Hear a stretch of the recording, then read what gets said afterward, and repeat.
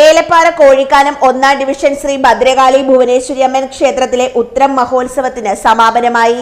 3 ദിവസങ്ങളിലായാണ് ക്ഷേത്രത്തിൽ ഉത്സവാഘോഷ ചടങ്ങുകൾ നടന്നുകൊണ്ടിരുന്നത്.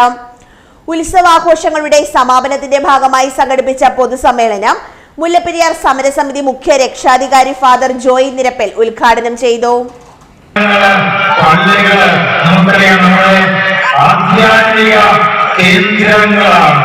ഈ പ്രദേശത്തിന്റെ ഏറ്റവും അധികം ചൈതന്യം ലഭിക്കേണ്ട ഉറവിടങ്ങളാണ് നമ്മുടെ ദൈവാലയങ്ങൾ.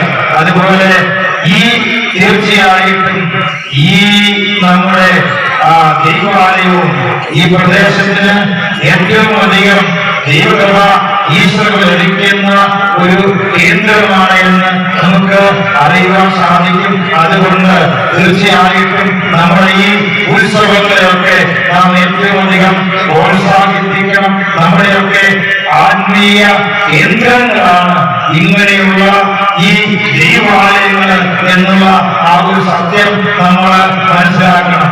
ബൈബിളില് കാകായിയുടെ പുസ്തകത്തില് ഒരു സംഭവം പ്രത്യേകം പറയുന്നുണ്ട്.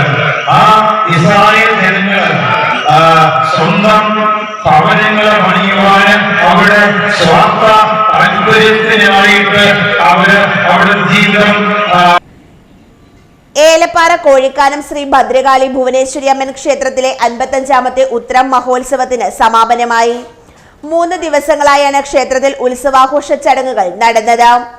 28-ാം തീയതിയാണ് ഉത്സവാഘോഷത്തിന്റെ പ്രധാന ചടങ്ങുകൾ ക്ഷേത്രത്തിൽ നടന്നത്. പതിവ് ക്ഷേത്രം ചടങ്ങുകൾക്ക് ശേഷം രാവിലെ 8 മണിക്ക് പൊങ്കാല സമർപ്പണം നടന്നു. 9 മണിക്ക് കലശാഭിഷേകം ആടി നടന്നു.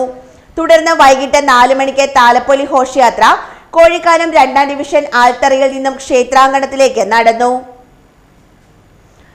തുടർന്ന് 6:30 ദീപാരാധന, 7 ഭഗവതി സേവ എന്നീ ചടങ്ങുകൾ നടന്നു.